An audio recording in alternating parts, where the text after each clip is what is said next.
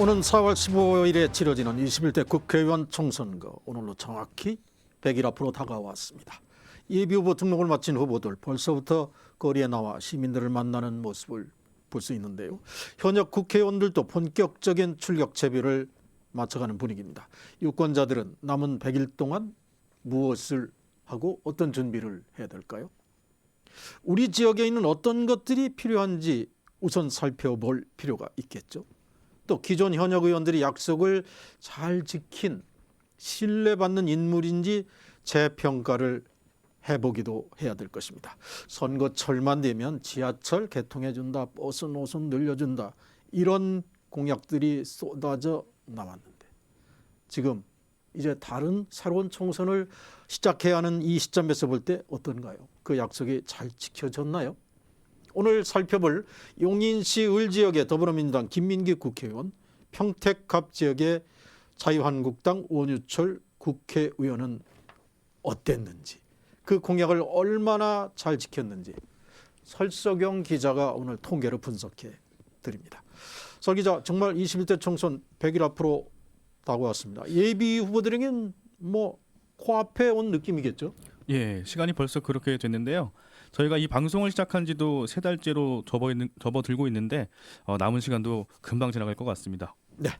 자, 오늘은 당이 갈려 있습니다. 용인시 을 지역의 더불어민주당 김민기 의원, 그리고 평택시 갑 지역의 자유한국당 원유철 의원인데 먼저 김민기 의원부터 볼까요? 예, 김민기 의원의 공약부터 살펴볼 텐데요. 김 의원은 용인시 의원 출신의 재선 국회의원입니다. 네. 시의원 시절에 용인시의회 민주당 대표의원까지 지낸 노련한 의원인데요. 법률 소비자 연맹이 집계를 냈습니다. 20대 국회 3년 동안 모두 김 의원이 국회 죄송률 1위를 기록했다고 하는데요. 의정활동을 펼치면서도 지역민들과 동료 의원들에게 성실하다는 평가를 많이 받고 있는 것으로 알려졌습니다. 먼저 김민기 의원이 낸 5대 핵심 공약은 무엇인지 먼저 알아보겠습니다. 지역구 경기도 용인시 을 더불어민주당 김민기 의원 5대 핵심 공약. 공약 1. 기흥저수지 수질 개선. 공약 2. 용인 경전철 문제 해결. 공약 3. 안전한 용인시 만들기. 공약 4. 용인 지역 경제 활성화하기. 공약 5. 교통이 편한 용인시 만들기.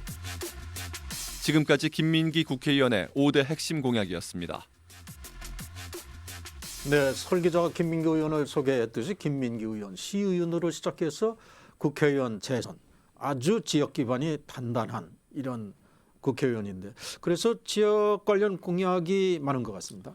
예, 먼저 용인 기흥 저수지 수질 개선 사업을 핵심 공약 1순위로 내놨는데요. 네. 기흥 저수지에 퇴적물이 많이 쌓여 있어서 수질이 너무 악화되어 있었다고 합니다. 그래서 지역민들의 요구가 많았는데요. 단순히 농업용 저수지가 아니라 문화적인 요소도 가미해서 꾸준히 개선해 나가는 것으로 방향을 잡았습니다. 2015년도에 환경부가 개선 사업 지역으로 지정을 했고요. 이어 타당성 조사도 진행돼서 2018년 11월에 본격적으로 공사에 착수한 상태입니다. 지금은 퇴적토를 퍼내는 작업이 한창인데요. 김민기 의원실 설명 들어보겠습니다. 이거는 이제 그 땅을 퍼내는 거, 땅 속에 호수 밑에 가라앉은 퇴적토들을 퍼내는 겁니다. 퍼내서 퍼낸 흙으로 인공 습지를 한 군데 조성을 하고요. 2군데는 매립지를 만드는데요. 매립지는 일종의 인공 섬처럼 되는 겁니다. 그 작업이고, 이제 땅을 파내게 되니까 수질이 맑아진 효과가 있고, 그뿐만이 아니고 이제 그 오염원 차단 같은 것도 이미 이전엔 완료가 된 상황이고요. 농어촌공사에서 이 사업을 맡아서 진행을 하고 있는데요. 현재는 40% 정도 진행이 됐다고 합니다. 내년 12월 정도를 완공 시점으로 보고 있습니다. 인공 생태섬이 만들어진다고 하니까요. 또 하나의 관광지로 자리 잡을 수 있을지도 관심 있게 지켜보시면 될 것 같습니다. 네, 공약 1번에 올려진 기흥저수지 수질 개선. 정말 저도 이곳에 가봤습니다만은 아주 아름답고 광대한 저수지인데, 그런데 물이 맑지가 않습니다. 다음은 용인 경전철에 스크린도어를 설치한다는 공약인데, 이 스크린도어 하면 구의역 사건이 상기되죠. 2016년 비정규직 19살 청년이 홀로 정비를 하다가 구내로 들어오는 열차에 숨진 사건인데 사회적 반향이 컸죠. 스크린도 안전 문제와 관련해서도. 네, 그렇습니다. 말씀하신 것처럼 지하철 스크린도어는 이제 어딜 가나 볼 수 있는 모습이 됐는데요. 스크린도어가 없는 곳을 가게 되면 뭔가 불안한 생각도 들기도 네. 합니다. 용인 경전철 역시 그 스크린도어를 전 구역에 설치하겠다는 사업인데요. 용인 경전철이 민간 투자 사업이라서 국비 투입이 불가능하다는 게 기존 정부의 입장이었습니다. 그러다가 지난 19대 국회에서 도시철도법이 개정되면서 물꼬가 트였는데요. 2018년 예산에 스크린도어 예산 7억 8천만 원이 담겼고요. 2020년도에는 그러니까 올해 용인시 예산안에도 도비 3억 3천억 원, 32억 9천만 원 이렇게 담아져 있습니다. 내년까지 용인 경전철에 스크린도어를 설치하는 공사를 완료할 예정이라고 하니까 조금만 기다려주시면 될 것 같습니다. 전반적으로 사업이 잘 진행되는 것처럼 보입니다. 자, 다음이 안전한 용인시 만들기입니다. 소방서와 파출소를 새로 신설하겠다는 사업이죠. 예, 취약 지역이나 치안 강화가 필요한 지역에 신설하겠다는 건데요. 현재 용인 기흥 119 안전센터는 개청을 한 상태고요. 서천 파출소는 착공에 들어갔습니다. 김민기 의원실입니다. 개청을 했습니다. 119 센터 같은 경우에는 보라동에 원래 저희가 하기로 계획을 했었는데 도비 41억 원 해가지고 저희가 행안위원 하면서 이 개청에 대한 계속 그 요구를 했었고요.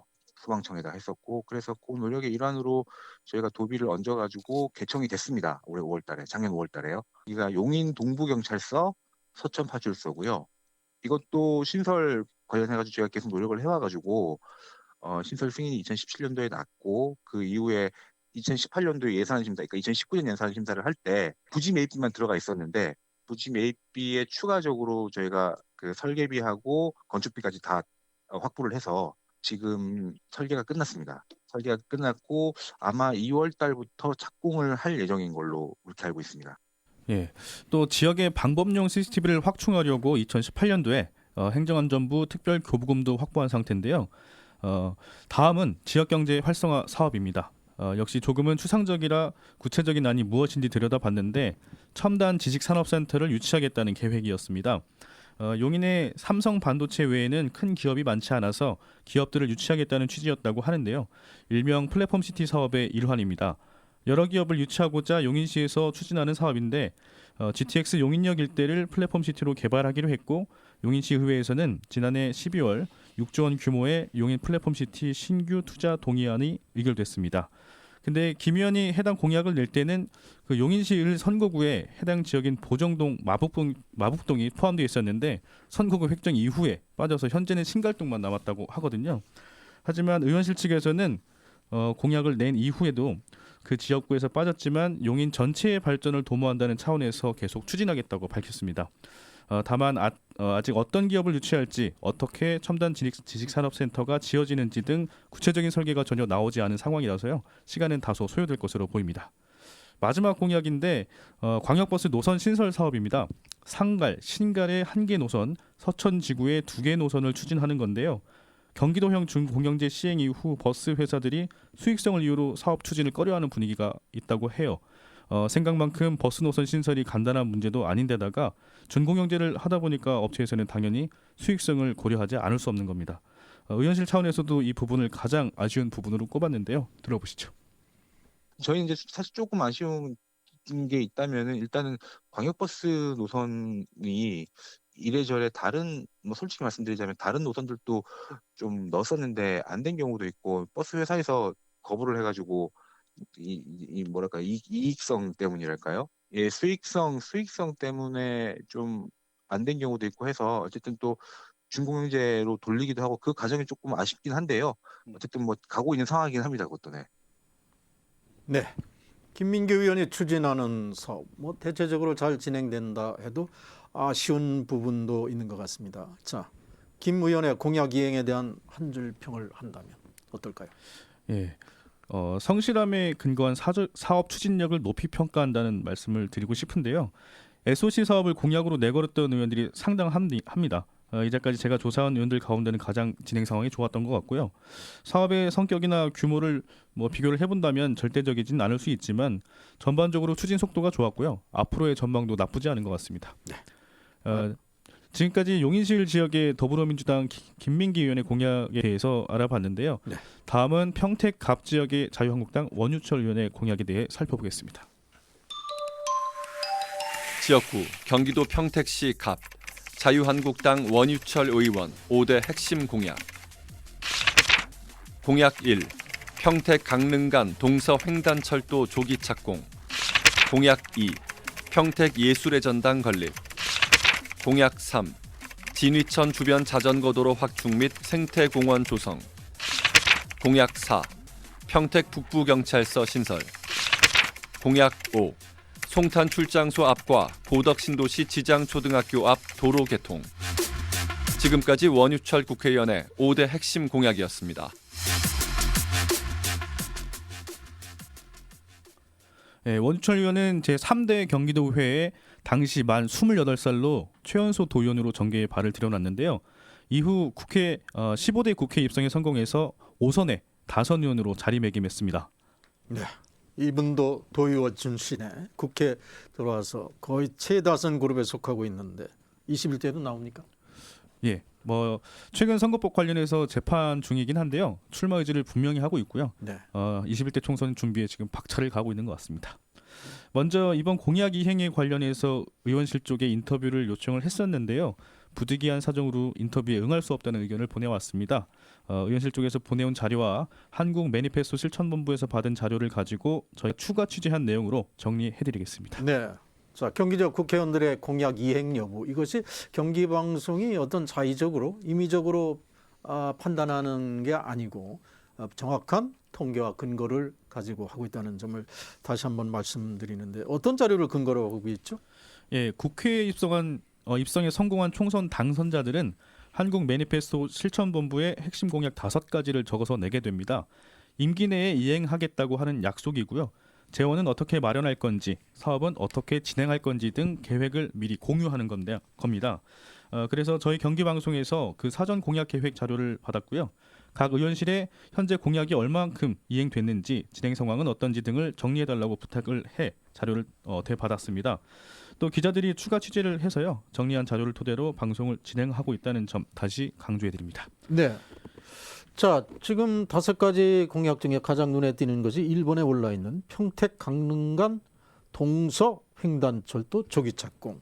아주 상당히 규모가 큰 이런 공약으로 느껴지는데, 정말 서울을 중심으로 위아래 방향에 철도만 있다가 이렇게 횡으로 이어지는 철도가 약속대로 만들어진다면 지역 간 교류에도 상당한 기여를 할 것이고, 경제뿐만 아니라 문화예술 분야에도 변화가 생기지 않을까, 이런 기대를 합니다.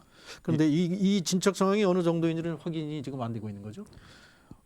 일단 핵심 공약 메일슨이 말씀하셨던 동서 횡단철도부터 살펴보면요. 네. 전국적으로 동서 횡단철도에 대한 관심 자체가 굉장히 높은 상태입니다. 네. 지난해 10월에는 경북과 강원, 제천 등 그 해당 지역들이 참여한 중부 내륙 중심권 행정협력회가 중부권 동서 횡단철도 조기 건설을 요구하고 나서기도 했는데요. 네. 여기서 원유철 의원이 말하는 평택 강릉 구간은 제3차 국도철도망 계획에 반영됐습니다. 네. 지난 2016년 6월 17일에 발표를 했고요. 2025년에 완공할 예정이라고 합니다. 철도 구축 사업이 단기간에 끝날 수 있는 게 아니다 보니까 시간은 좀 필요해 보이고요. 네. 또 도로 하나만 난다고 해도 땅값이 오르거나 인근 상권에 영향을 미치는 만큼 철도 사업에 따른 각 지역의 정책 사업 이행 계획들이 엄청나게 지금 나오고 있습니다. 네. 이어서 2위 공약에 올라 있는 평택 예술의 전당 건립은 지금 어떻게 돼가고 있습니까? 네, 평택 그 고덕 신도시 부근에 평택 평화예술의 전당이 들어설 예정인데요. 고덕 신도시는 총 3개 단계로 나눠서 개발이 진행되고 있습니다. 1단계는 상업과 복합 여객 터미널 등이 들어서는 서정리 역세권 중심 개발이고요. 2단계는 행정타운 중심 개발로 평택시청 등의 행정기관이 이전해서 중앙공원과 수변공원 등 녹지공간 상업 업무 기능이 활성화되는 개발 계획을 갖고 있습니다. 여기 평택 평화예술의 전당은 2단계 사업지 인근에 평택 박물관 또 중앙도서관 등과 함께 들어설 예정인 건데요. 네. 지난해 말부터 2단계 구간 개발이 본격화되고 있다고 합니다. 하반기에는 하반기 착공에 들어간 그 평화예술의 전당은 대극장, 소극장 등으로 구성되어 있고요. 좌석수가 1,600석 규모로 지어질 예정이라고 합니다. 원유철 의원실 측은 그 국비 38억 원, 그리고 도비 10억 원, 시비 27억 원 등 예산을 확보해 놓은 상태라고 합니다. 네, 이렇게 보면 수도권 남부 지역의 최대 규모라고도 볼 수 있겠네요. 네, 그렇습니다. 자, 다음이 진위천 주변 자전거도로 확충 및 생태공원 조성이네요. 네, 요즘 수변공원과 호수공원 같은 천변 생태공원들이 늘어나고 있는데요. 진위천 역시 수변 생태공원을 조성하겠다는 사업인데 2017년 8월에 실시 설계가 완료가 됐고요. 2018년 2월에 착공했습니다. 올 연말 준공을 목표로 하고 있으니까요. 내년 초부터는 아마 진위천 주변에서 산책하는 시민들이 늘어날 것으로 기대되고 있습니다.